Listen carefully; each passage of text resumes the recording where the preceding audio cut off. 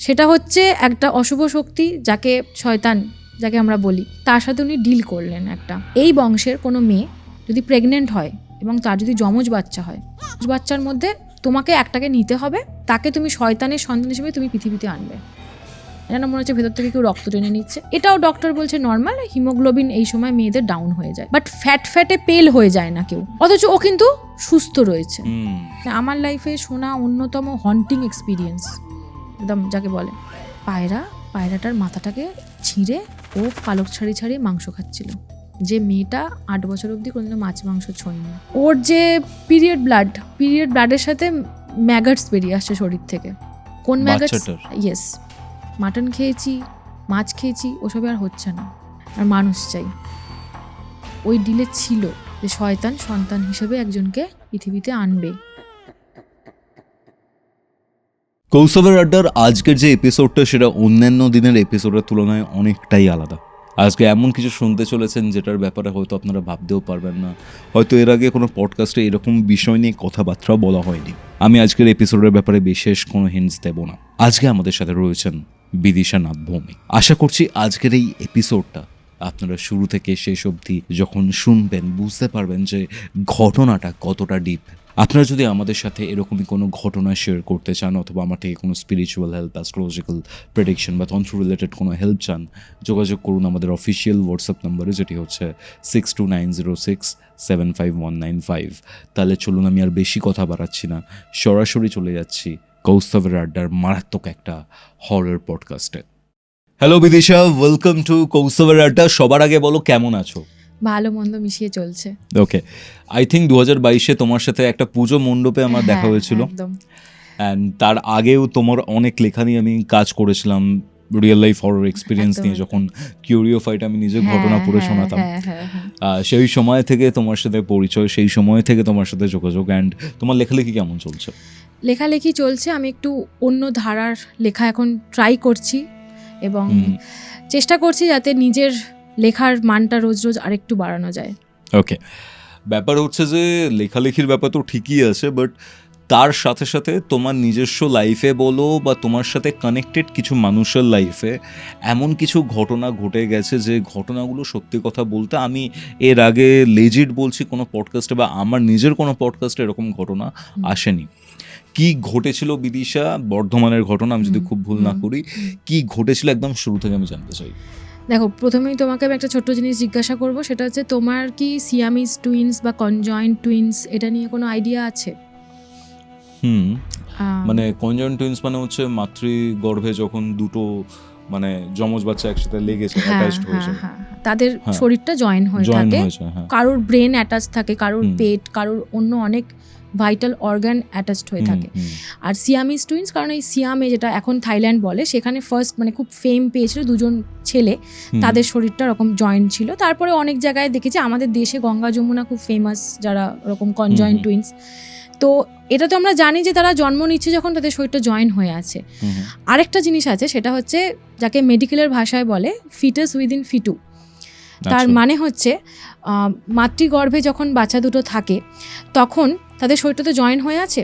এবার অনেক কেসে তারা যখন জন্মগ্রহণ করে শরীরটা জয়েন হয়ে জন্মালো, কিন্তু অনেক ক্ষেত্রে এরকম হয় যে একটা টুইন আরেকটা টুইনের বডিকে মায়ের পেটের ভেতরই অ্যাবজর্ব করে নিচ্ছে।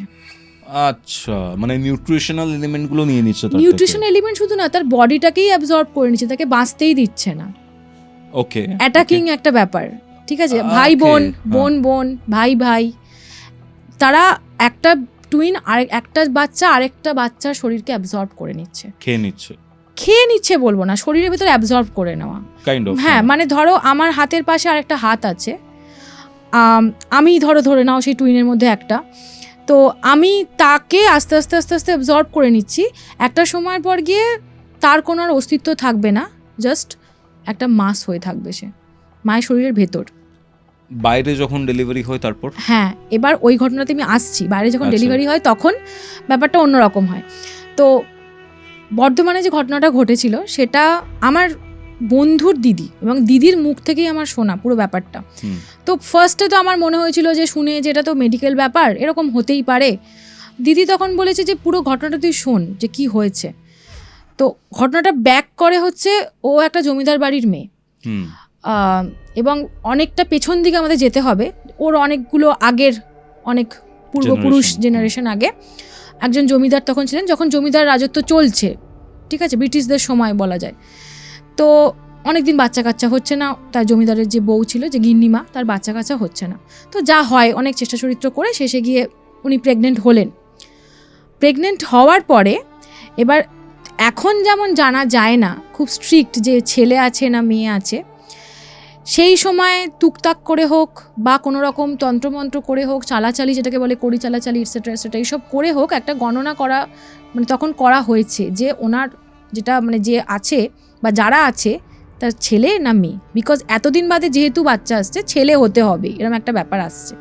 এবার ফার্স্টে জানা গেছে যমজ, খুব ভালো ব্যাপার, যমজ একসঙ্গে দুটো ছেলে মেয়ে হতে পারে, ছেলে ছেলে হতে পারে। কিন্তু দুর্ভাগ্যক্রমে যেটা হলো, জানা গেল যে দুটোই মেয়ে। দুর্ভাগ্যক্রমে এই জন্য বলছি, তাদের কাছে এটা একটা আনফর্চুনেট ব্যাপার তারা মনে করছে। তো ওনার বিধবা শাশুড়ি ছিলেন, তো তিনি ব্যাপারটা কিছুতেই মেনে নিতে পারছেন না। এতদিন বাদে আমার ঘরে সন্তান আসছে, বংশধর না হলে চলে, দুটো আবার মেয়ে। তো সেখানে উনি তখন যেটা করলেন সেটা ভয়াবহ একটা ব্যাপার, মানে এটা কল্পনা করা যায় না। উনি এমন একটা জিনিস খাইয়ে দিলেন ওই গিন্নিমাকে যাতে ওর বাচ্চাটা নষ্ট হয়ে, দুটো বাচ্চাই নষ্ট হয়ে যায়। এবং যা হলো, ফলটা যেটা হলো, একটা বাচ্চা নষ্ট হয়ে গেল মায়ের পেটের ভেতর। এবার স্বাভাবিক যখন প্রসব হচ্ছে তখন দেখছে যে বাচ্চাটা নষ্ট হয়ে গেছে। এবার ওর মা তখন মরিয়া, মানে যে গিন্নিমা মরিয়া তখন, যে আমাকে আরেকটা বাচ্চাকে বাঁচাতেই হবে। উনি তখন এমন একটা জিনিস করলেন যে জিনিসটা শুভ নয়, যে জিনিসটা কোনোভাবেই মানে অ্যাকসেপ্টেবল হওয়া উচিত না, কিন্তু একজন মা তার সন্তানকে বাঁচানোর জন্য সব কিছু করতে পারে, এই পৃথিবীর বাইরে চলে যেতে পারে। তো উনি পৃথিবীর বাইরের মধ্যে একটা কাজ করলেন, সেটা হচ্ছে একটা অশুভ শক্তি, যাকে কি বলবো, বলা নিষিদ্ধ, শয়তান যাকে আমরা বলি, তার সাথে উনি ডিল করলেন একটা কাইন্ড অফ, যে আমার বাচ্চাটাকে বাঁচিয়ে দাও, আমি মানে তুমি তো একটা বাচ্চাকে নিয়েছো, তুমি আমার এই বাচ্চাটাকে বাঁচিয়ে দাও। তো ওই বাচ্চাটাকে আমি তোমার জন্য উৎসর্গ করে দিলাম, যে বাচ্চাটা মরে গেছে তুমি ওকে বলি হিসেবে নিয়ে নিয়েছো, আমি এটাই মনে করছি, তুমি আমার আরেকটা বাচ্চাকে বাঁচিয়ে দাও, এই বাচ্চাটা যেন সুস্থভাবে বড় হয়ে ওঠে, মেয়েটা। এবার there is a funny thing about deals. তুমি যখন কোনো ডিল করো তখন তুমি জানো যে আমি একটা জিনিস দিচ্ছি, একটা জিনিস পাচ্ছি, বাট সেটা তো তুমি মানুষের সঙ্গে যখন ডিল করো তখন, when you deal with the evil, তখন there is a hidden thing, তাই না? একটা জিনিস তো লোকানো থাকবে যেটা সে তোমাকে বলবে না, terms and condition, hidden terms and condition, সেটা তো উনি জানতেন না, উনি সাধারণ মানুষ। আনফর্চুনেটলি যেটা হলো যে মেয়েটা বড় হলো, মেয়েটা পাগল হয়ে গেল, মানে মানসিকভাবে অসুস্থ। এবার তখনকার দিন, এত সময় আগেকার সেই সাইকোলজিস্ট সাইকিয়াট্রিস্ট এসব কিছু ছিল না, সব জানতোই না কেউ, ঘরে বন্ধ টন্ধ করে রেখে দিয়েছে, পাগলের মতো চিৎকার করছে এই করতে করতে একটা সময় পর গিয়ে সে করলো মেয়েটা। তো এবার তো ওর মায়ের অবস্থা খারাপ, আর বাচ্চাও হবে না, একটা মাত্র সন্তান, সে পাগল হোক যাই হোক ছিল তো। তারপরে ট্রাই করে নি দুটো? না, মানে ওই যে ওনার তো একটা প্রবলেম ছিল না, মানে শারীরিক প্রবলেম কোনো না কোনো ভাবে একটা হয়েছে, কোনো মতে আর হবে না, এরকম একটা ব্যাপার। এবার আর এই যে বিষটা খাইয়েছিল যার জন্য একজন মারা গেছে এবং আরেকজন বাচ্চা বেঁচে গেছে, সে ওই হয়তো বিষেরও এফেক্ট হতে পারে, বা বলতে পারো যে ওই ডিলেরও এফেক্ট হতে পারে, নোবডি নোজ।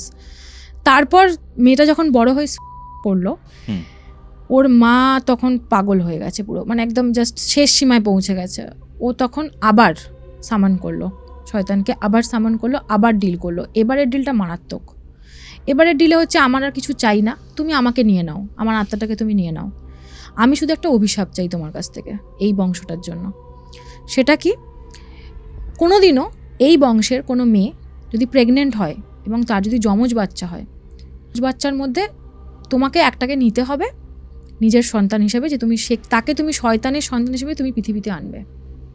এটা আমি, এই অভিশাপটা আমি চাই, মানে সুস্থ স্বাভাবিক একটা বাচ্চা পৃথিবীতে আসবে না, যে আসবে যদি যমজ বাচ্চা হয় তার মধ্যে একটা বাচ্চা শয়তানের সন্তান হিসেবে পৃথিবীতে আসবে, আর একটা বাচ্চা থাকবে না।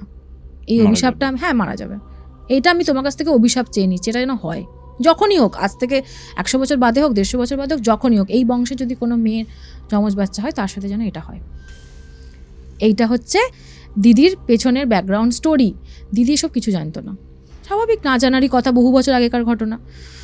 দিদি পরে জানতে পেরেছিল ব্যাপারগুলো। এবার স্বাভাবিক, যখন কোনো বংশে যমজ বাচ্চার ট্রেন্ড থাকে সেই বংশেই যমজ বাচ্চা হয়, অথবা IVF করলে হয়। তো দিদি তো এখানে থাকেই না, বর্ধমানে তো ওর বাড়ি হলো, আদি বাড়ি হলো, ও থাকতো বিদেশে, ও এখানে থাকতোই না, ও থাকতো তোমার ওই LA ওই সাইডটাই থাকতো। তো মানে আদি বাড়ি বিদেশে? হ্যাঁ, আদি বাড়ি হচ্ছে বর্ধমানে, আর ও থাকতো, ও তো শিফট করে গেছে, বিয়ে টিয়ে ওই LA-তে থাকে, ও ওইসবে কিছু মানে ওর জানেই না এসব ব্যাপার স্যাপার। এবার ও প্রেগনেন্ট হয়েছে, প্রেগনেন্ট হলে ওখানে যেমন সঙ্গে সঙ্গে জানতে পেরে যায় যমজ বাচ্চা, একটা ছেলে একটা মেয়ে। ও খুশি, খুব আনন্দ। আস্তে আস্তে যখন প্রেগনেন্সিটা বাড়ছে, টাইমটা বাড়ছে, তখন বিভিন্ন রকমের অস্বাভাবিকতা দেখতে পাচ্ছে। কি অস্বাভাবিকতা দেখতে পাচ্ছে? ও রাত্রিবেলা পেটের মধ্যে ফিসফাস ফিসফাস আওয়াজ শুনতে পাচ্ছে, লাইক সামওয়ান ইজ টকিং। ওর পেটের মধ্যে কেউ কথা বলছে, পেটের মধ্যে কথা বলছে। এবার আমি বলছি, because I was pregnant once, এরকম চিন্তাভাবনা অনেক সময় হরমোনের প্রভাবে হয়, মনে হয় যেন গলা শুনতে পাওয়া যাচ্ছে। আমি শুনিনি, বাট হয় প্রেগনেন্ট মহিলাদের, নানা রকমের হরমোনাল ইমব্যালেন্সের জন্য সে শুনতে পারে যে কেউ যেন কথা বলছে, বাট ও আওয়াজটা ডিরেক্টলি পেট থেকেই পাচ্ছে, আশপাশ থেকে পাচ্ছে না। এটা তো গেল, ধরেই নিলাম যেটা সাইকোলজিক্যাল একটা তখন প্রবলেম হয়েছিল। ওর কালার, মানে গায়ের কালারটা আস্তে আস্তে বেশি ফ্যাটে হয়ে যাচ্ছে, রক্তশূন্য টাইপের হয়ে যাচ্ছে, যেন মনে হচ্ছে, হ্যাঁ, যেন মনে হচ্ছে ভেতর থেকে কেউ রক্ত টেনে নিচ্ছে। এটাও ডক্টর বলছে নর্মাল, হিমোগ্লোবিন এই সময় মেয়েদের ডাউন হয়ে যায়, আমার হয়েছিল, বাট ফ্যাটে পেল হয়ে যায় না কেউ। হ্যাঁ, অথচ ও কিন্তু সুস্থ রয়েছে। যেটা হওয়ার কথা, যে হিমোগ্লোবিন ডাউন হয়ে গেলে রক্তশূন্য, যদি প্রায় রক্তশূন্য হয়ে যায়, সে শুয়ে পড়বে, সে আর থাকবে না। ডাক্তাররা চেক করছে, বলছে যে আমরা বুঝতে পারছি না যে আপনার শরীরের ভেতরে রক্তটাকে টেনে নিচ্ছে কি, আমরা বুঝতে পারছি না, কিন্তু রক্তটা টানা হয়ে যাচ্ছে, আপনার শরীরে থাকছে না, বাইরে থেকে রক্ত দিতে হচ্ছে, ওকে প্রচুর রক্ত দিতে হচ্ছে। এটা একটা ব্যাপার। ওর লেজি হয়ে যাওয়ার কথা, ওর শুয়ে পড়ার কথা, ওর গায়ের জোর বেড়ে যাচ্ছে, সেখানে মারাত্মক লেভেলের গায়ের জোর বেড়ে যাচ্ছে, এবং ভয়ঙ্কর একটা ঘটনা দিদি বলছে যে আমার সাথে হয়েছে তখন। তোমার ভুলভুলাইয়া সিনেমাটা মনে আছে?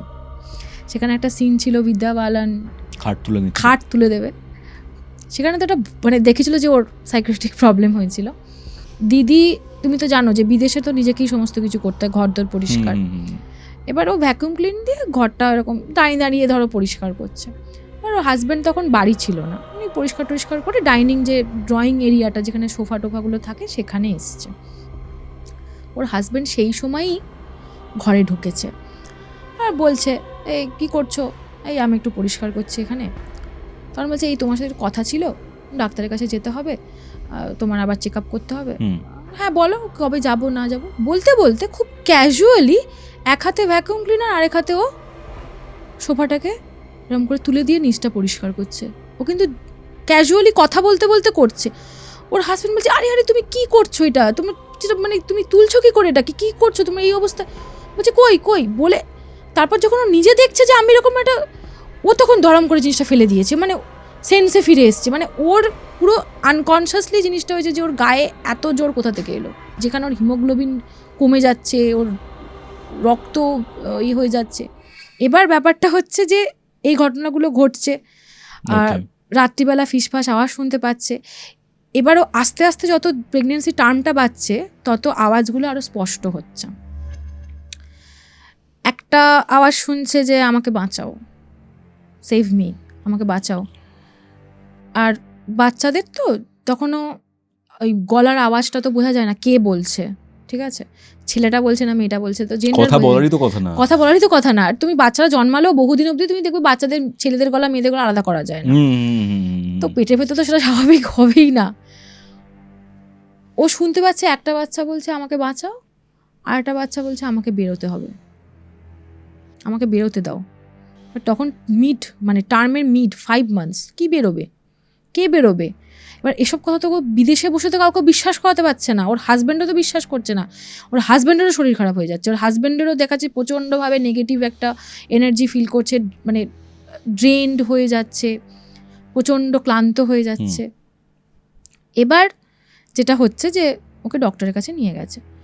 এবার ডক্টর তখন বলছে যে আপনার বাড়িতে এরকম কিছু ঘটনা কি আপনার শুনেছেন, যে টুইন্স হওয়ার পরে কিছু গন্ডগোল হয়েছিল, জন্মানোর সময় কেউ মারা গেছিল, কোনো কিছু, মানে এই ধরনের ঘটনা শুনলে একটা মাথার মধ্যে চাপ পড়ে যে আমারও যেটা হয় প্রেগনেন্ট মহিলাদের সবসময় সব থেকে খারাপটাই তখন মনে হয় যে আমারই ডেলিভারি হবে যখন, তখন সবচেয়ে খারাপ জিনিসটা আমার সাথে হবে। তো বলছে না আমি এরকম কিছু শুনিনি। তো বলছে ঠিক আছে আপনি রেস্ট নিন, যাও ডাক্তাররা বলে রেস্ট নিন, আপনি করুন, কিছু অসুবিধা নেই, আপনার হয়তো আপনি খুব টেনশন করছেন তার জন্য এসব আপনি শুনতে পাচ্ছেন, আর আপনার মানে গায়ের জোরের কথাটা বলেনি বেসিক্যালি, কারণ ডাক্তারকে বলে ডাক্তার তো হাসবে, বিদেশের ডাক্তার সে তো শুনবে না সমস্ত কথা, এখানে ডাক্তারও শুনবে না, কেউই শুনবে না। তখন ওর মাকে ফোন করেছে যে মা এরকম ব্যাপার হচ্ছে, আমি কি করব, আমার তো প্রচণ্ড ভয় করছে, আমি কি আমার বাচ্চাগুলোকে বাঁচাতে পারবো না, আর আমার একটা বাচ্চা বলছে আমাকে বাঁচাও, কাকে কার থেকে বাঁচাতে বলছে ও আমাকে। হ্যাঁ, এবার ওর মা তখন ওর মায়ের মতো করে একটু খোঁজ খবর নিয়েছে বাড়িতে টাড়িতে এখানে ওখানে, বলছে ঠিক আছে ওকে না রোজ তুমি দুর্গা মন্ত্র জপ করতে বলো, আর সামনে এবার আস্তে আস্তে টার্মটা এগিয়ে আসছে, তো সামনে যখন নবরাত্রি আছে, নবরাত্রি তুমি পালন করবে। ওকে, নবরাত্রি কেন পালন করবে, কারণ নবরাত্রি পালন করলে যেটা হয় যে অশুভের বিনাশ, নবরাত্রি শেষে তো সেটা হয়, দশমীর দিনকে যে অশুভের বিনাশ এই ব্যাপারটা হবে। এবার ও ভয় লাগছে যে আমার বাচ্চা দুটো এর মধ্যে যদি সত্যি সত্যি এরকম হয় যে একটা অশুভ এবং একটা শুভ, আমি তো কাউকে হারাতে চাই না, না মা চাইবে দুজনেই সুস্থ সবল হোক, দুজনেই জন্ম নিক। বলছে না তোমাকে এটা তুমি এখন এটা করো, তোমাকে পরেরটা নিয়ে ভাবতে হবে না, যা শুভ তাই হবে, যেটা হওয়ার সেটা হবে। তো ও মন দিয়ে রোজ দুর্গামন্ত্র পাঠ করছে, তখন রোজ করছে। এবং ও তখন এটা আমাকে বলার সময় তখন বলেছিল যে বিদিশা আমি যখন দুর্গামন্ত্রটা পাঠ করতাম না তখন কিন্তু কোনো আওয়াজ শুনতে পেতাম না, তখন কিন্তু সব ক্লিয়ার। এবার ও রোজ রাত্রিবেলা দুর্গামন্ত্রটা পাঠ করতো, কারণ যাতে ঘুমটা ভালো হয়, কোনো আওয়াজটা আবার শুনতে পাবে না, সকালবেলা চান করে উঠে করতো। এবার যখন টার্মটা শেষের দিকে প্রায় ওই অক্টোবর মাস নাগাদ যখন নবরাত্রিটা হয় বেসিক্যালি, ও তখন ওই নবরাত্রি পালন করা, নিরামিষ টিরামিষ খাওয়া, যে দিনের যে কালার আছে সেই কালারের জামা কাপড় পরা, এগুলো সব করতো।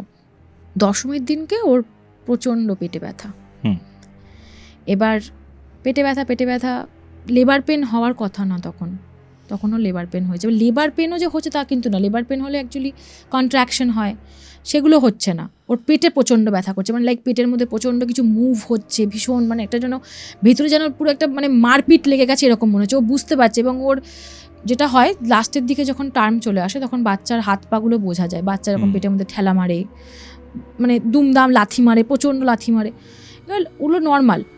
বাচ্চাগুলো মনে হচ্ছে পেটের ভেতর নিজেদের মধ্যে মারপিট করছে, ওর পেটের দিকে ঠেলা মারছে না, নিজেদের মধ্যে মারপিট করছে, যার জন্য ওর প্রচণ্ড যন্ত্রণা করছে পেটের ভেতর। এবার সিজার করতে হবে, অত যন্ত্রণা করলে সিজার করা ছাড়া উপায় নেই। বিদেশে তো সিজার হয় না জানো তো, লেবারই হয়, খুব কমপ্লিকেটেড কেস না হলে সিজার করে না, ওরা লেবারই করে, লেবার যেটা তোমার নর্মাল ডেলিভারি করে যেটা। তো ওকে হসপিটালে নিয়ে গেছে, হসপিটালে নিয়ে যাওয়ার পরে ঠিক আছে ডাক্তার বলছে ঠিক আছে আমরা একটু অবজারভেশনে রাখবো, রেখে তারপরে আমরা সিজারই করবো, যদি যন্ত্রণাটা না কমে আমাদের সিজারই করতে হবে, যন্ত্রণা কমে গেলে তারপর আমরা দেখবো যেটা কি ডেলিভারি করার সময় হয়ে গেছে, বাচ্চাগুলো কি ডেভেলপড, অনেক সময় হয় যে বাচ্চা ডেভেলপড হয়ে গেছে, সে তাড়াতাড়ি করতে হবে। তো কোনোভাবেই ওর যন্ত্রণা কমছে না, ও তার মধ্যেও দুর্গামন্ত্র জপ করে গেছে কন্টিনিউয়াস। সিজারটা যখন হলো দশমীর দিনই হয়েছে, সেদিনকেই ডাক্তাররা বলছে যে না আর রাখা যাবে না কোনোভাবেই, একে ওষুধ দিয়ে ইঞ্জেকশন দিয়ে ঘুম পাড়িয়ে আমাদের সিজার করতে হবে। এবার যখন সিজারটা হলো, অদ্ভুত ব্যাপারটা কি, দুটো বাচ্চা নেই, একটা বাচ্চা আছে। মারপিটটা কোথায় হচ্ছিল, কার সাথে কে মারপিট? দুটো বাচ্চা নেই, মানে দুটো বাচ্চা আর নেই, একটা বাচ্চা রয়েছে, টুইন্স ছিল, সেখান থেকে সিঙ্গেল হয়ে গেছে। কি করে হলো? জন্মেছে কে? মেয়েটার শরীরে কোনোভাবে ওই বাচ্চাটা অ্যাবজর্ব হয়ে গেছে, সেটা এতদিনে ধরা পড়েনি। এটা সব থেকে অদ্ভুত ব্যাপার। সাধারণত ফিটাস উইদিন ফিটু এমআরআই করলে ধরা পড়ে যায় যে অ্যাবজর্বটা করে নিয়েছে, তখন ডাক্তাররা বলে ঠিক আছে জন্মে যাক, তারপর আমরা অপারেশন করে দেবো ইফ নিডেড। অনেক সময় কি হয়, বডির বাইরে মাস থেকে যায়, এরকম ধরো সাইডে একটা মাস থেকে গেল, তখন অপারেশন করে দেয়, অনেক মানে সঙ্গে সঙ্গে করে দেয়। অনেক সময় কি হয়, বোঝাই যায় না যে তার শরীরের ভেতরে মাস রয়েছে, ভেতরে থেকে যায় মাসটা, মানে তোমার রিবের ভেতরে, যেটাকে বলে রিবের ভেতরে রয়ে যায়। একটু বড় হয়ে গেছে যখন, ওরা অনেকটা ধরো আমাদের বয়সী হয়ে গেছে, হঠাৎ করে হয়তো সিদ্ধারাজ কোমরে যন্ত্রণা করছে, তখন চেক করতে গিয়ে দেখে যে ওর ওখানে ভেতরে একটা মাস, এরকম আন্ডার ডেভেলপড মাস রয়েছে, এবার সেটাকে অপারেশন করতে হবে। সেটা মানে 5 লাখ বাচ্চার মধ্যে একটা বাচ্চার হয়, বিশাল রেয়ার কেস, বিশাল রেয়ার। তো এটা কি করে হলো যে বাচ্চাটা এতদিন ছিল, এখন কি করে অ্যাবজর্ব হয়ে গেল জন্মানোর সময়? এবং মেয়েটা কিন্তু সুস্থভাবে জন্মেছে। এবার যাই হোক, কান্নাকাটি একটু করেছে ওর মা। এটা কোন সালের কথা বলছো? এটা ধরে না আজ থেকে 5-6 বছর আগেকার ঘটনা মোটামুটি। তখন আমার বিয়ে হয়নি, তখন আমি এটা মানে শুনেছিলাম খুব, মানে স্পষ্টভাবে এই জন্যই মনে আছে যে মানে আমার লাইফে শোনা অন্যতম হন্টিং এক্সপিরিয়েন্স একদম যাকে বলে। এবার মেয়েটা জন্মালো, ঠিক আছে, ওর মা একটু কান্নাকাটি তো করবেই, স্বাভাবিক, একটা বাচ্চা নষ্ট হয়ে গেছে। তো ওর মা, মানে দিদিটার মা ওকে বারবার একটা কথা বলেছে যে দেখ, তোকে আমি বলেছিলাম যেটা শুভ সেটা হবে, তুই এটা ভাববি না যে আমার 2 বাচ্চার মধ্যে একটা বাচ্চা নষ্ট হয়ে গেল, যেটা শুভ সেটাই হবে, যেটা শুভ, যেটা হয়েছে সেটা কিন্তু শুভই হয়েছে। এবার যে ব্যাপারটা হলো সেটা হচ্ছে মেয়েটাকে নিয়ে ও ওখানেই আছে প্রথম কিছুদিন। তারপরে ওর প্ল্যান ছিল যে আমি কিছুদিনের জন্য দেশে চলে আসবো, একা একা থাকবো না, আমি দেশে চলে আসবো। যেহেতু 2 বাচ্চা ভেবেছিল, তো 2 বাচ্চাকে নিয়ে সামলানোর চাপ, একটা বাচ্চা হলে ঠিক আছে। এবার ও দেশে চলে আসবে। মেয়েটা তখন মোটামুটি খুব একটা বড় হয়নি, ধরো 3-4 মাস মতো বয়স। ও না দেখছে মেয়েটা, বাচ্চারা যেরকম হয় ধরো শুয়ে থাকে, এদিক ওদিক দেখে, ওর মেয়েটা না মাঝে মাঝে শুয়ে আছে, হাত পা ছুটছে, হাসে না, হাসে তখন হাসতে শেখে না, ওইটুকু বাচ্চা একটু পরে থেকে শেখে। মাঝে মাঝে কোনো একটা দিকে স্ট্রেটভাবে তাকিয়ে থাকে, যে শুয়ে আছে দেওয়ালের দিকে একটা জায়গায় স্ট্রেটভাবে তাকিয়ে আছে, অন্যদিকে স্ট্রেটভাবে তাকিয়ে আছে। তুমি গিয়ে ওর কাছে, কোনো মা, ওর মা গিয়ে বা কোনো কেউ গিয়ে এই আদর করছে, করছে, ও তার সঙ্গে রেসপন্স করছে, করতে করতে ফাট করে লোকটার পেছন দিকে তাকিয়ে রয়েছে, অন্যদিকে, লাইক ওখানে কেউ রয়েছে, বা সে পেছন ঘুরে দেখছে কে আছে রে বাবা, কেউ নেই। বাচ্চাটা মাঝে মাঝে এরকম করে। এবার ডাক্তারকে বলছে না না, ও বাচ্চাটা এরকম করে, বাচ্চাটা পাখা দেখে ওরকম তাকিয়ে থাকে। কিন্তু পাখা দেখে তাকাচ্ছে না, পাখা তো নেই, পাখা দেখে তাকাচ্ছে না, অন্য কিছু দেখেও তাকাচ্ছে না, ব্ল্যাঙ্ক ভাবে কোনো একটা দিকে তাকিয়ে রয়েছে স্ট্রেট ভাবে। এবার ওর মা আরো ভয় পেয়ে যাচ্ছে, স্বাভাবিক, যে আমার মেয়েটা কি হলো রে বাবা। এবার ওর মা তারপর বলছে ঠিক আছে চলো পাত্তারি গুটিয়ে দেশে, আমি দেশে চলে যাব, আর তোমার হাজবেন্ডকে বলছে তোমার আসতে হলে তুমি এসো, আর তুমি এখানে থাকো, আমি আমার মায়ের কাছে যাচ্ছি। মায়ের কাছে যাচ্ছি মানে বর্ধমানে। এবার বর্ধমানে চলে এসছে, ফেরত বাড়ি চলে এসছে। ঠিক আছে, প্রথম কিছু বছর কিছু হয়নি।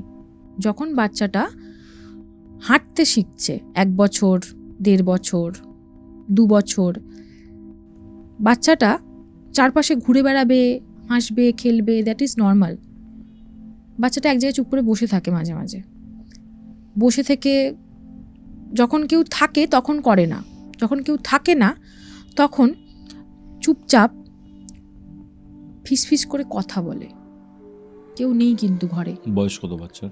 ওই ধরো তোমার মানে 2 বছর এরকম, মানে ধরো ওই আউ আউ করে কথা যেগুলো, বা 2-একটা ওয়ার্ডস যেগুলো জানে, মা, বাবা, দাদা, দাদা দাদা বারবার বলছে, ভাই ভাই বলছে। এবার কেউ এসে চুপ করে যাচ্ছে, like she is talking to someone and then somebody comes and then she suddenly stops, পুরো চুপ করে আছে। কী হয়েছে মাম্মা, কার সাথে কথা বলছো? না কারোর সাথে কথা বলছেন, এটা বোঝাচ্ছে। তারপর হচ্ছে কোনো কিছু ওকে দেওয়া না হলে বাচ্চারা কী করে, কাঁদে, যে দিচ্ছি না। ওকে দেওয়া না হলে ও কাঁদবে না, ও চুপ করে তাকিয়ে থাকে তার দিকে, খুব রেগে, জাস্ট মানে তুমি আমাকে দিচ্ছ না, ঠিক করছো না তুমি, মানে এতটাই কোল্ডভাবে তাকিয়ে থাকে, লোকে ভয় পেয়ে যাবে। ওইটুকু বাচ্চা তাকিয়ে আছে স্ট্রেটভাবে, খেলনা দিচ্ছে না, তাকিয়ে আছে, বাদ বাকি সব নর্মাল, খাওয়া দাওয়া সমস্ত কিছু নর্মাল। আরটা কি, ও সমস্ত কাজ করতো বাঁ হাতে, ডান হাতে কোনো কাজ করতো না। যত শেখানো হচ্ছে, অনেক সময় হয় না বাচ্চাদের থাকেই, তারা ডমিনেন্ট হ্যান্ডটাই ধরো লেফট হ্যান্ড হয়, বলে যে চাপ না দিতে, ঠিক আছে, মা বাবা তাও চেষ্টা করেছে, মা চেষ্টা করেছে যে না বাবু ডান হাতে করো, বাঁ হাতে করতে নেই, বাঁ হাতে লিখতেন, ও সব কাজ বাঁ হাতে করছে, লেখা, খাবার, মেজর কাজগুলো সব বাঁ হাতে করছে। এবার এগুলোকে নিয়ে কারোর কাছে কিছু বলা যায় না, এগুলোকে নিয়ে তুমি কি বলবে? একটা বাচ্চা যদি গম্ভীর হয়, কম হাসে, শুধুই একটা প্রবলেম যে ও ঘরের মধ্যে এরকম কোণের কাছে বসে থাকে এবং মাঝে মাঝে কারোর সাথে যেন ফিসফিস করে কথা বলে, এবং সেটার ব্যাপারে ওকে জিজ্ঞেস করলেও কাউকে কিছু বলে না। যখন আরও বড় হচ্ছে তখনও কাউকে কিচ্ছু বলছে না। ব্যাপারটা বুঝতে পারছো? এবার একটা মায়ের ওপর দিয়ে কি যায় যখন তার বাচ্চা এরকম করে।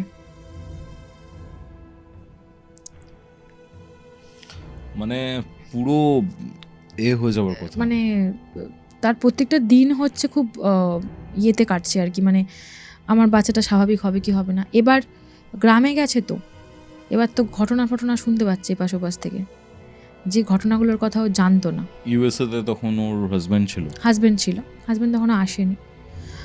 ও তো ওই গ্রামে থেকে এবার আশেপাশের লোকজনরা এসে বলে যাচ্ছে এই তোমার মেয়ে অশুভ কিছু আছে, হ্যানা ত্যানা এইসব বলছে। এবার কেউ আছে আর একটু পুরনো, তারা বলছে তোমাদের ফ্যামিলিতে তো এইসব হয়েছিল একবার। এবার সেই জিনিসগুলো শুনতে শুনতে ওর মাথাটা যাচ্ছে আরও খারাপ হয়ে।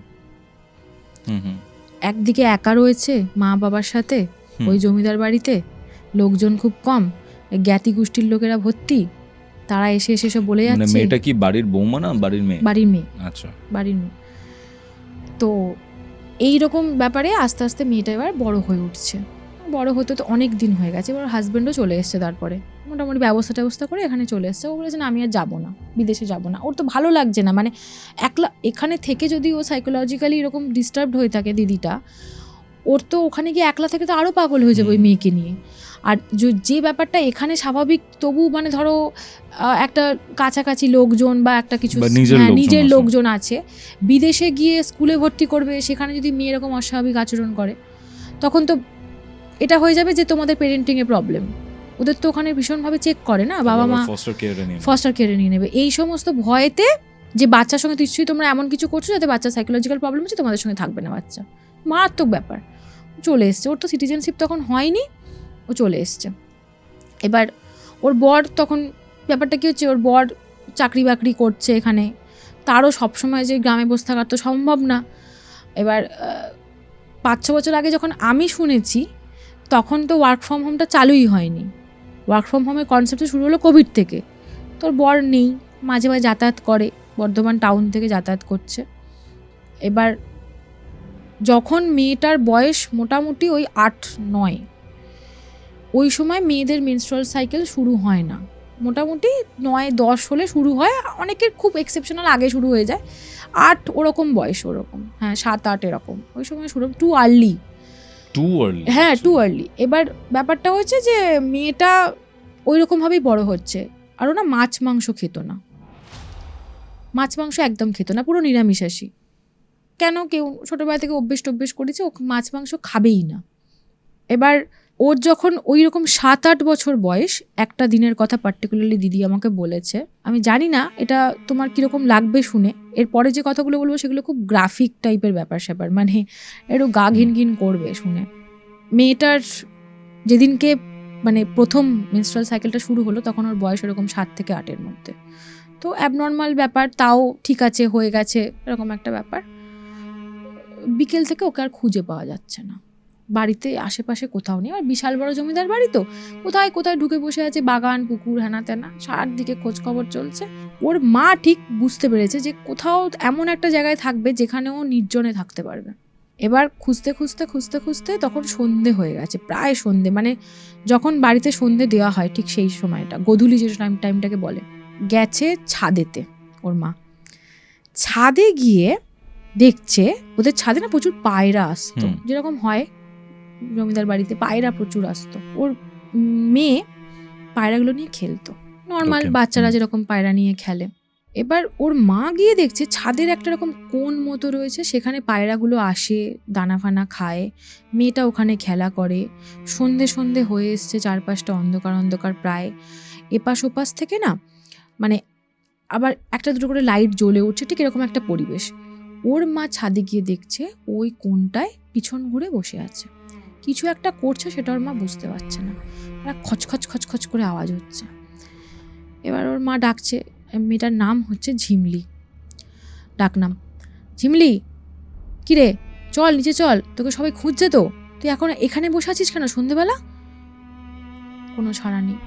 ডাকছে, ঝিমলি চলো, তোমার শরীরটা তো খারাপ আজকে, চলো নিচে চলো। কোনো সাড়া শব্দ নেই। এবার ওর মা রেগে গেছে, মা গেছে, গিয়ে খাপাত করে কাঁধে হাত দিয়েছে। কোন দিকটায় হাত দিয়েছে? ডান দিকটায়। ও ঝট করে উঠে দাঁড়িয়ে পড়েছে। ওর হাতে একটা পায়রাটার মাথাটাকে ছিঁড়ে ও পালক ছাড়িয়ে ছাড়িয়ে মাংস খাচ্ছিল, যে মেয়েটা 8 বছর অবধি কোনো মাছ মাংস ছোঁয়নি। তারপরে যে কথাটা বলেছে, দিদি বলছে, কথাটা ভাবলে না আমার এখনো গায়ে কাঁটা দিয়ে ওঠে। আমার ডান দিকে হাত দেবে না, আমার ভাই আছে ওখানে।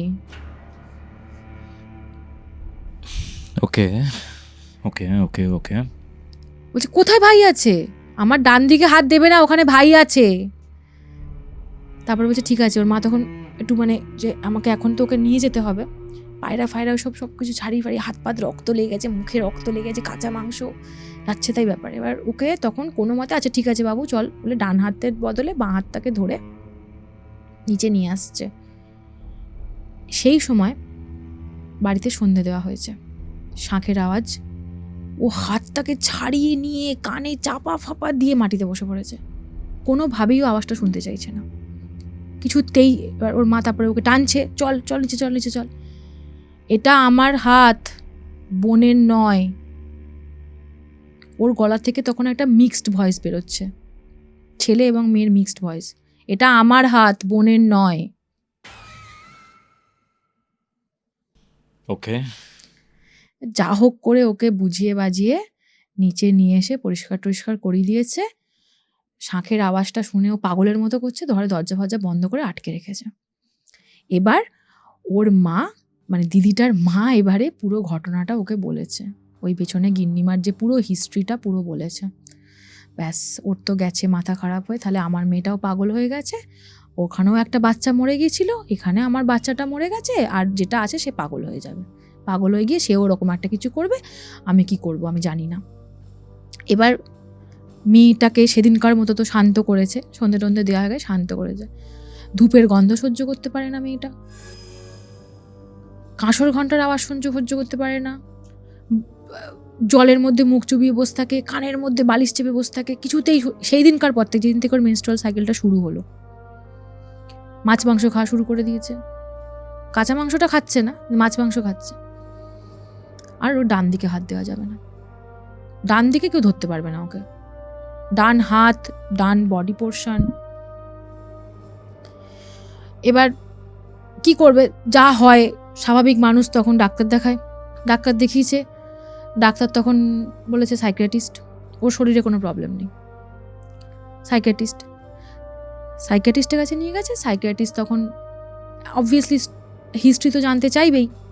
এবার যখন কোনো অ্যাডাল্ট মানুষ সাইকিয়াট্রিস্টের কাছে যায়, তখন সাইকিয়াট্রিস্ট তার হিস্ট্রি, তার পরিবার পরিজন টুকটাক জানতে চায়, মেনলি জানতে চায় সেই মানুষটার হিস্ট্রি। এখানে যেহেতু বাচ্চা, শুধু বাচ্চার হিস্ট্রি জানবে না, বাচ্চার বাবা মা, বাচ্চার আত্মীয় পরিজন, বাচ্চার চারপাশের পরিবেশ, সমস্ত কিছু জানবে। বিকজ বাচ্চাদের ওপর সব থেকে বেশি এটার এফেক্ট পড়ে, পরিবেশটার ওপর, এবং বাবা মার কিরকম কি চলছে সমস্ত কিছু। বড়দের ওপর পড়ে কিন্তু বাচ্চাদের ওপর সব থেকে বেশি পড়ে। এক্স্যাক্টলি। এবার সাইকিয়াট্রিস্ট ভাবছে যে ওর মা অত্যধিক বেশি স্ট্রেসড, এই টুইন বাচ্চা নষ্ট হয়ে যাওয়া etcetera etcetera, plus family history, তার প্রভাবটা ওর ওপর এসে পড়েছে।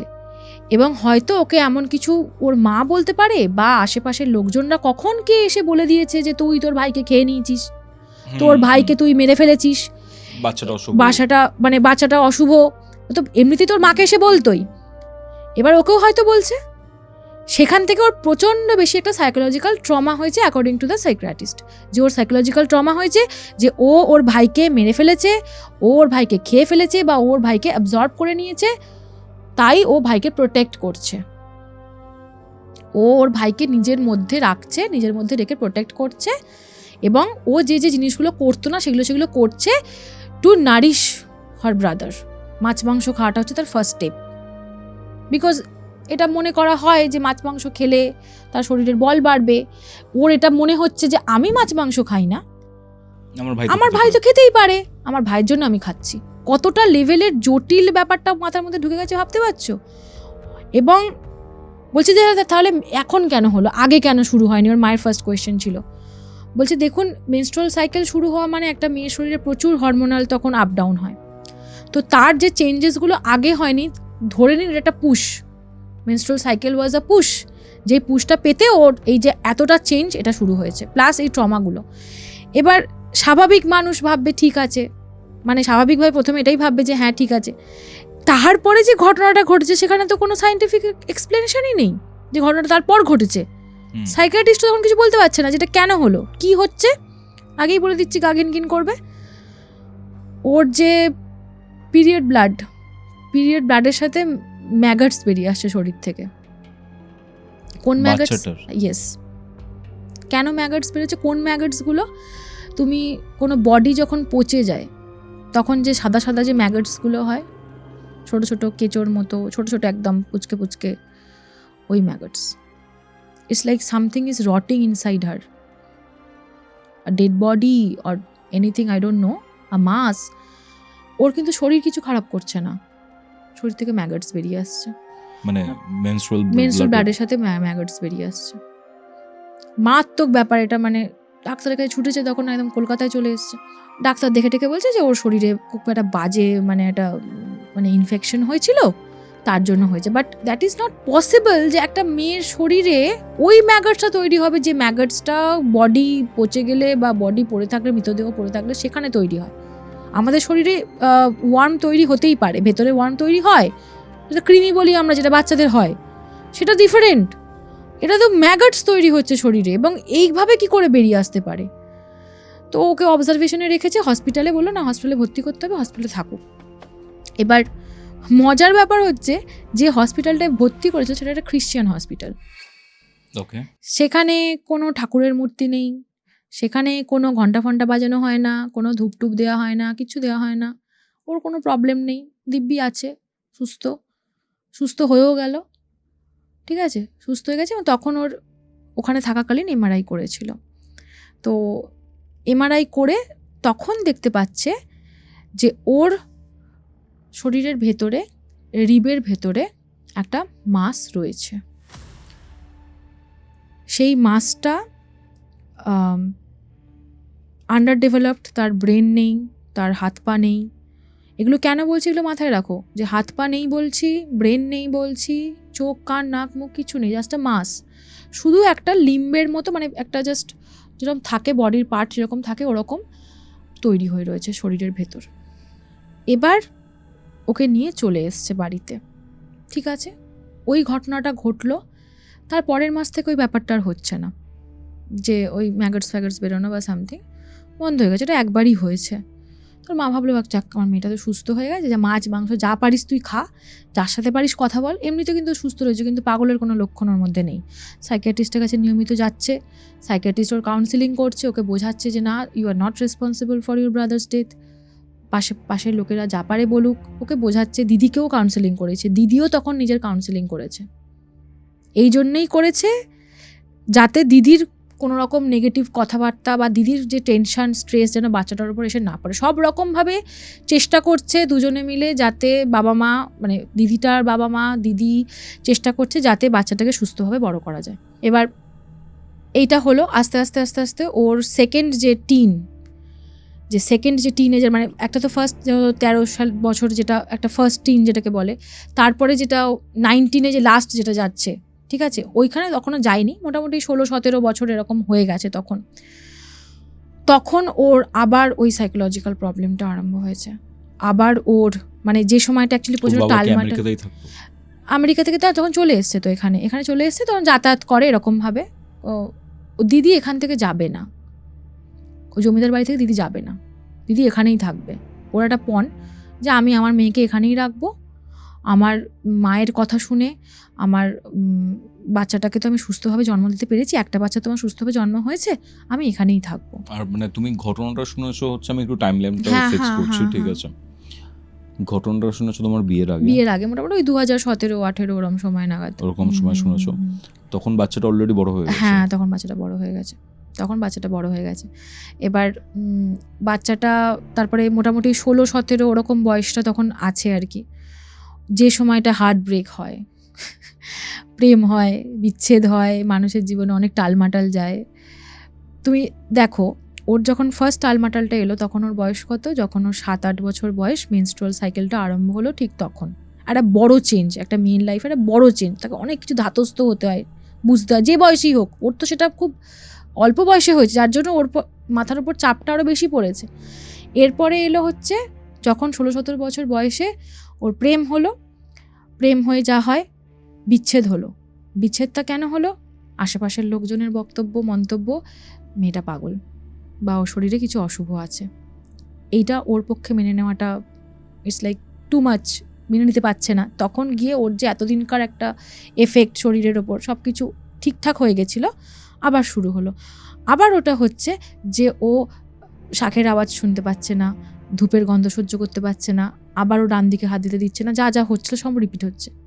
আবার সাইকিয়াট্রিস্টকে নিয়ে গেছে, সাইকিয়াট্রিস্ট বলছে আবার কাউন্সেলিং করো।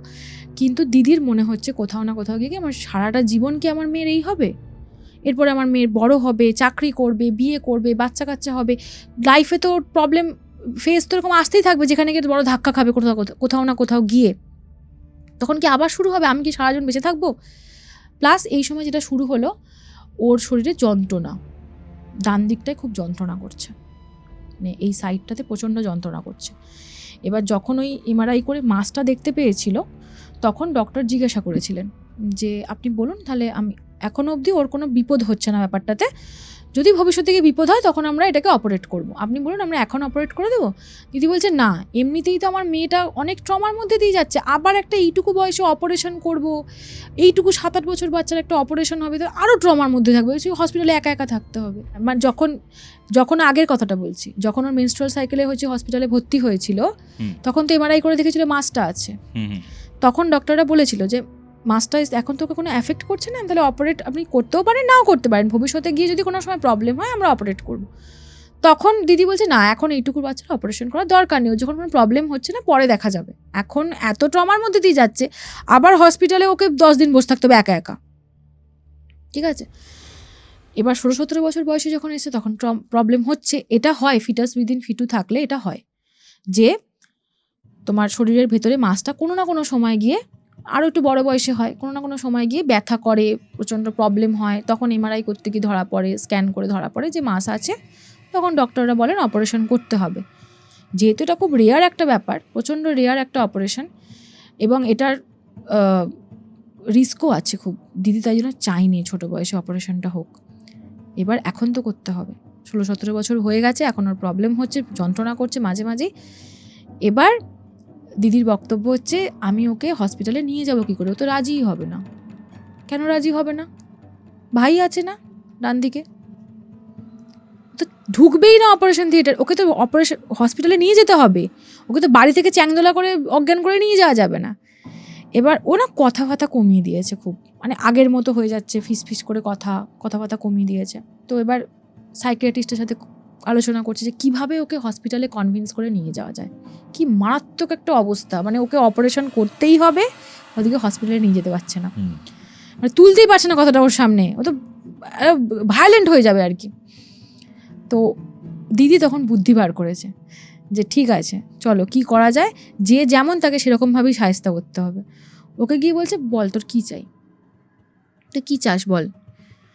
কোনো উত্তর দিচ্ছে না, আমার কি চাই, কিছু চাই না, যেরকম হয় টিনেজ মেয়েরা। তারপরে দিদি প্রশ্নটা চেঞ্জ করে দিয়েছে, ভাই কী চায় বল, ভাইকে জিজ্ঞাসা কর ভাই কী চায়। তখন ও চুপ করে আছে, মানে শুনছে প্রশ্নটা। তারপরে আস্তে আস্তে বলছে ভাই বেরোতে চায়। কি করে বেরোবে, এতদিন অবধি চিকেন খেয়েছি, মাটন খেয়েছি, মাছ খেয়েছি, ওসবে আর হচ্ছে না,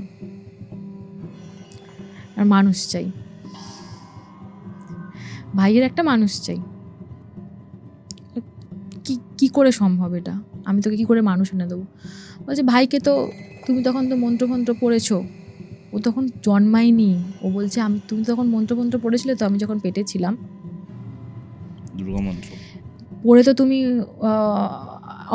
মানে আমার শরীরের ভেতর তো ভাইকে তুমি মেরে ফেললে তো অ্যাকচুয়ালি। তখন ভাই তো জন্মাতে পারলো না, তো একটা এখন মানব শিশু বাচ্চার বডি চাই। ভাই তাহলে বেরোবে কি করে? বেরোবে আমাকে ওটা খেতে হবে, ভাই বেরোবে তাহলে। দিদি বলছে না, হাত পা না পুরো একদম ঠান্ডা হয়ে গেছে, আতঙ্কে। মানে আমি ভাবতে পারছি না যে কি করব, এই কথাগুলো আমি কাকে বলবো, কে বিশ্বাস করবে, কোন সাইকিয়াট্রিস্ট, কে বিশ্বাস করবে আমার কথাগুলো, যে আমার মেয়ের জন্য আমাকে বলছে একটা বডি এনে দিতে মেয়ে, এবং সেটা খেলে তার শরীর থেকে নাকি তার ভাই বেরিয়ে আসবে। বলছে না হলে এরকমই চলবে। এবার ওর মা তখন বলছে ঠিক আছে, তোর ভাইয়ের বডি চাই তো, এখনকার দিনে এরকম বডি আনা যায় না, তোকে যেতে হবে। কোথায় যেতে হবে? তোকে হসপিটালে যেতে হবে, মর্গ আছে, ওখান থেকে আমি ব্যবস্থা করবো বাচ্চার বডি আনার। তুই চল হসপিটালে, তোকে যেতে হবে, নাহলে যাওয়া যাবে না, নাহলে তুই পাবি না, তোকে আমি খ্রিশ্চান হসপিটালে নিয়ে যাব। ট্রিক করেই বলা যেতে পারে কোনোভাবে ওকে রাজি করিয়েছে। এবার চালাক তো ওকে তুমি হসপিটালে নিয়ে যাবে, নিয়ে যাওয়ার পর তুমি অপারেশন থিয়েটারে ঢোকাবে কি করে? অপারেশন থিয়েটার ঢোকালে তোকে তো বিছানায় শোয়াতে হবে ওকে, তারপরে ভেতরে ঢুকিয়ে তুমি ক্লোরোফর্ম দেবে, মানে অজ্ঞান যেটা দিয়ে করে, আই ডোন্ট নো কি আছে প্রসিডিওর। এবার সাইকিয়াট্রিস্টের সাথে কথা বলেছে, সাইকিয়াট্রিস্টকে দিদি বুঝিয়েছে যে ও প্রচণ্ডভাবে ডিলিউশনে আছে, এরকম ভুলভাল কথা বলছে, ওকে আমি ওর মতো করে বুঝিয়ে হসপিটালটায় নিয়ে যাব, তারপরে অজ্ঞান করবার দায়িত্ব ওখানকার ডাক্তারদের, অ্যানাস্থেসিয়া যে করে তার। আমি আর কিছু জানি না, আমি ওকে নিয়েটুকু যাব হসপিটালে। এবার ওকে হসপিটালে নিয়ে গেছে, বলছে মর্গে যাব চল। আর ও আর কি মর্গ চেনে? মর্গ তো চেনে না, মর্গ থাকে হসপিটালের বাইরে। প্রথম কথা, হসপিটালের ভেতরে তো মর্গ এরকমভাবে থাকে না। মানে ধরো বড় কোনো সরকারি হসপিটাল হলো, সেখানে ভেতরে একটু সাইডে একটুখানি বাইরের দিকে এলাকাতে একটু ফাঁকা, মানে পাশাপাশিই থাকে, একটু ফাঁকা জায়গায় থাকে, একদম মেন বিল্ডিংয়ের মতো থাকে না যেখানে অপারেশন হয়। এবার ও তো আর অত জানে না, ওকে নিয়ে গেছে, নিয়ে গিয়ে চল তোকে মর্গে নিয়ে যাব। এবার সাইকিয়াট্রিস্টের সাথে কথা হয়েছে, সাইকিয়াট্রিস্ট ডক্টরের সাথে কথা বলেছে, কথা বলে নিজেদের মধ্যে একটা সেট আপ করে রেখেছে যে ওকে অপারেশন থেকে ঢোকানো মাত্র ওকে চেপে ধরে অজ্ঞান করতে হবে, আর কোনো উপায় নেই। এরমভাবে অজ্ঞান হয় না সাধারণত, বাট রোগী যদি উইলিং না হয় তখন কি করবে? তো ফাইনালি বলতে গেলে মানে সেই ভায়োলেন্ট কোনো মানসিক রোগী যেরকম করে, পাগলের মতো আচরণ করে, ও যেই বুঝতে পেরেছে যে ওকে অজ্ঞান করবে, ওর গলা দিয়ে ওই মিক্সড ভয়েসটা বেরিয়ে আসছে, আমাকে ছেড়ে দাও। এবং না সমস্ত যারা লোক ওখানে ছিল, মানে যা ডক্টর আছে, নার্স আছে, অ্যানাস্থেসিয়া যে করে সে আছে, ওর মা অবধি রয়েছে, সাইকিয়াট্রিস্ট রয়েছে, সবার গায়ে এরকম মানে তারা মানে দিদি বলছে সবার মুখ চোখগুলো দেখার মতো তখন। মানে সবাই আতঙ্ক, মানে এটা কী হচ্ছে, এরকম মিক্সড ভয়েস বেরোচ্ছে কেন একটা মেয়ের গলা দিয়ে? আমাকে ছেড়ে দাও, এবং এটা বলছে তোমরা বোনকে মেরে দাও, আমাকে ছেড়ে দাও, বোনকে মেরে দাও, আমাকে ছেড়ে দাও।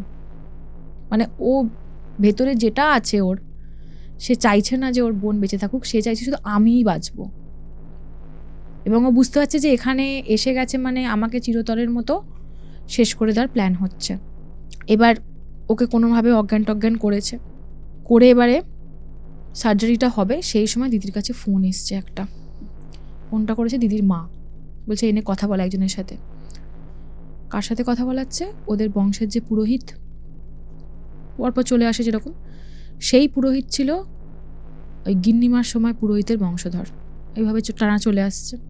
এবার ওর দিদির মাও তো কথাবার্তা বলেছে এইসব নিয়ে, যে দেখো এরকম অবস্থা, আমার মেয়েটা এরকম ভুগছে, তার নাতনিটাও এরকম ভুগছে, তো এটা ব্যবস্থা তো করতে হবে। ফাইনালি ওর শরীর থেকে ওটা আলাদা করার ব্যবস্থা করা হয়েছে।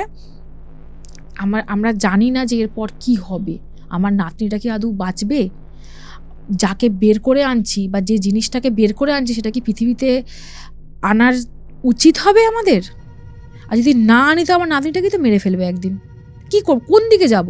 একদিকে পৃথিবীতে আনলে তার কি এফেক্ট হবে, তার কি সেটা কি বস্তু পৃথিবীতে আমি এনে ছেড়ে দিলাম প্যান্ডোরার বক্সের মতো, আর অন্যদিকে আমার নাতনি যদি শরীরে থাকে, নাতনিটা বাঁচবে না।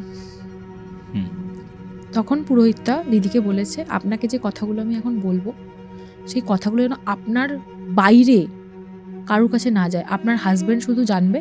আর তখন ওর হাজব্যান্ড এই অপারেশনের সময় চলে এসেছিল, এই মেয়ের অপারেশন হবে।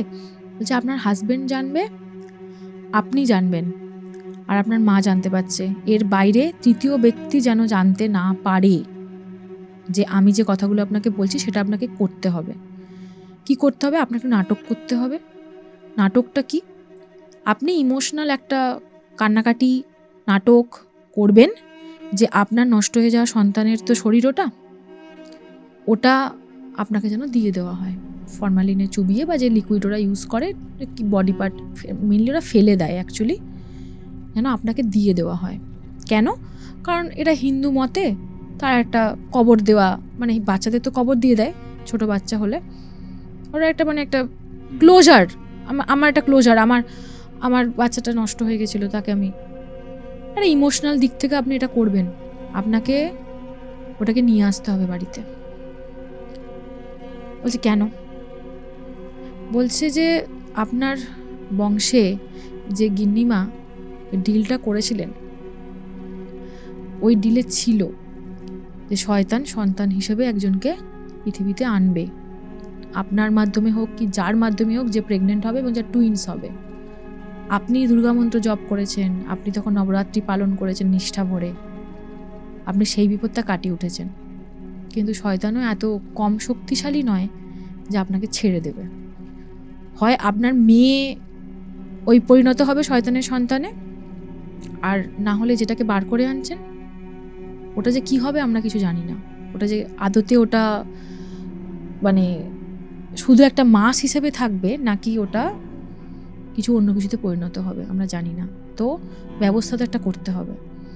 এবার অপারেশন হয়েছে, অপারেশন হওয়ার পর বাচ্চাটাকে মানে ওই বাচ্চা মানে মেয়েটাকে 16-17 বছর যার বয়স এখন হয়ে গেছে, তাকে তো একদম রেস্টে রেখে দিয়েছে, তার জ্ঞান ফেরেনি।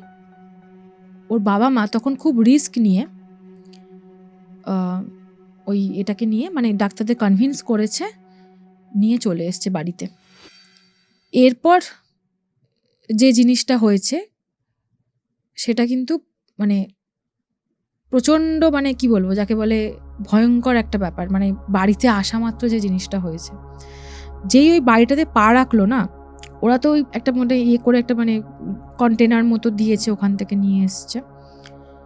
ওটা যে একটা মাস ছিল, কোনো বডি পার্ট নেই, কিচ্ছু নেই। ওরা ধরে রাখতে পারছে না ওটাকে, মানে মুভ করতে লেগে গেছে। কি বলছো? প্রচণ্ড জোরে মুভ করছে এবং একটা অদ্ভুত জান্তব একটা যাকে বলে আওয়াজ, সেই আওয়াজটা বেরিয়ে আসছে গড় গড় গড় গড় গড় গড় করে। এবার কি করবে মানে, এবার তারপর মানে ওরা বুঝতে পারছে না তো কি করবে। পুরোহিতটা তখন সেখানে প্রেজেন্ট। পুরোহিতটা বলছে ওটাকে আপনি আমি একটা পাত্র রেখেছি এখানে, বড় একটা পাত্র, তার মধ্যে গঙ্গাজল আমি রেখে দিয়েছি, মন্ত্র পড়ে সমস্ত শুদ্ধ করে রেখে দিয়েছি। আপনাদেরকে ওইটা ওখানে এক্ষুনি ওই মাছটাকে ওর মধ্যে চোবাতে হবে। এবার যখন কন্টেনারটা খুলেছে, দিদি বলছে আমি দেখে এলাম যে একটা মাংসলো বডি, মাছ, কিচ্ছু নেই। এখন দেখছি তার অল্প অল্প হেয়ার, হাতের মতো অংশ বেরোচ্ছে, বেরিয়ে আসছে, মানে তৈরি হচ্ছে না, ফর্মেশন হচ্ছে এরকম টাইপের। এবার সেটাকে কিভাবে ওর মধ্যে মানে সে ছিটকে চলে যাবে, মানে সে চিৎকার করছে, গর্জন করছে, মানে মানুষ তো নয়ই, ওটা পশুও নয়, কিছু একটা মানুষ আর পশুর মাঝামাঝি কিছু একটা, ইন বিটুইন কিছু একটা। তো যেই গঙ্গাজলে চুবিছে শান্ত হয়ে গেছে ওটা, ওই মন্ত্র পড়া পাত্রের মধ্যে গঙ্গাজলে যেই চুবিছে শান্ত হয়ে গেছে। তারপরে তো পুরোহিত ওখানে বসে যজ্ঞটজ্ঞ করলো এবং যজ্ঞের একটা বেদি বানিয়েছে, তার মাঝখানে ওই পুরোহিত বসে আছে, ওর মা, ওর বাবা, মা বাবাকে থাকতে হবে, যেহেতু ওরাই সৃষ্টি করেছে ওদেরকে থাকতেই হবে, আর ওই পাত্রটা। তারপর যজ্ঞটা কমপ্লিট হয়েছে।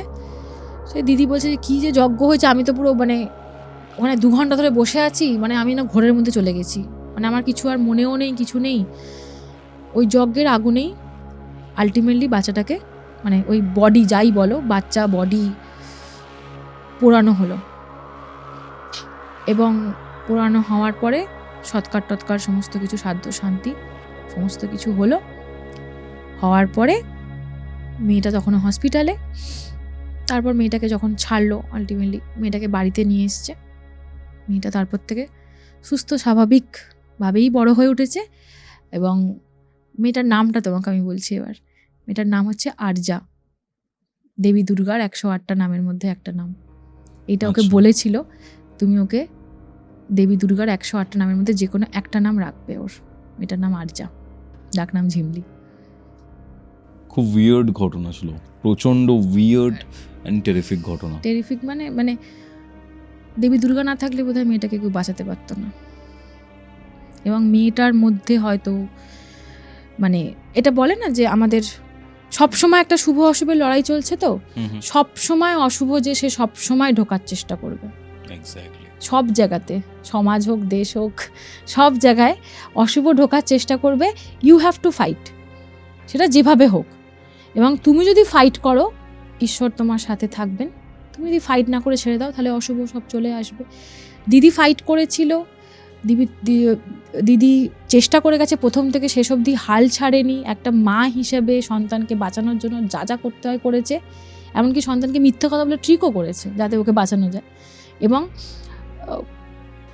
একদিকে আমি বলি না যে মানে এটা আমি মনে করি যে ভূত বিশ্বাস করতে তুমি না পারো, তুমি অলৌকিক বিশ্বাস করতে না পারো, তুমি এটা বিশ্বাস কখনোই তুমি অবিশ্বাস করতে পারবে না যে একদিকে শুভ আছে একদিকে অশুভ আছে। এবং অশুভটা যখনই ভারী হয়ে যাচ্ছে না, তখন শুভ আসবেই ব্যালেন্স করার জন্য। এবং যখনই এই পৃথিবীতে ওই শয়তানের সন্তান জন্ম নেওয়ার পরিস্থিতি হবে, দেবী দুর্গা থাকবেন, দেবী দুর্গা আসবেন, কোনো না কোনোভাবে উনি আসবেন। যেন হোক একটা ছোট্ট আলোর রেখার মতো, একটা ছোট্ট মন্ত্রপাঠ, একটা নাম। বাচ্চাটার নামটা ওই জন্যই রাখা হয়েছে ওটা, যে সারা জীবন ওকে প্রোটেক্ট করা হবে ওই নামটা দিয়ে। তো এবং আমার যখন ঘটনাটা আমি শুনেছিলাম, তখন আমার এটাই মনে হয়েছিল যে ওর নামটা যেন ওকে সারা জীবন প্রোটেক্ট করে, আরজা যেন আরজাকে নিজেকে প্রোটেক্ট করতে পারে সারা জীবন। এটাই ছিল আজকের ঘটনা। আজকের এই ঘটনাটা আপনাদের কেমন লাগলো সেটা কমেন্ট করে জানাবেন। বিদিশার সাথে কি আপনারা আরও এপিসোড চান সেটাও জানাবেন। আমি বিদিশার সাথে নতুন টাইপের কিছু একটা জিনিস নিয়ে আসতে চলেছি খুব তাড়াতাড়ি, সেটা আশা করছি আপনাদের সকলের খুব ভালো লাগবে, আপনারা রিলেট করতে পারবেন। আজকের জন্য এতটাই। আজকের এই এপিসোড আপনারা কোথা থেকে দেখলেন সেটা কমেন্ট করে জানান। ভিডিওটা ভালো লাগলে অবশ্যই লাইক করে শেয়ার করে দিন, সাবস্ক্রাইব টু কৌস্তবের আড্ডা। আর হ্যাঁ, আপনারা যদি আমার সাথে কোনো ঘটনা শেয়ার করতে চান, আমার থেকে কোনো স্পিরিচুয়াল, অ্যাস্ট্রোলজিক্যাল অথবা তন্ত্র রিলেটেড কোনো হেল্প চান, যোগাযোগ করুন আমাদের অফিসিয়াল হোয়াটসঅ্যাপ নাম্বারে, যেটি হচ্ছে 6290675195। দেখা হচ্ছে পরবর্তী এপিসোডে, যেটি আসছে পরের সপ্তাহে। ততক্ষণ অবধি আমাদের এই চ্যানেলের আরও দুটি এপিসোড দেখতে শুনতে আপনার মোবাইল স্ক্রিনে আসে ডান দিকের অথবা বাদিকের বক্সে ক্লিক করুন।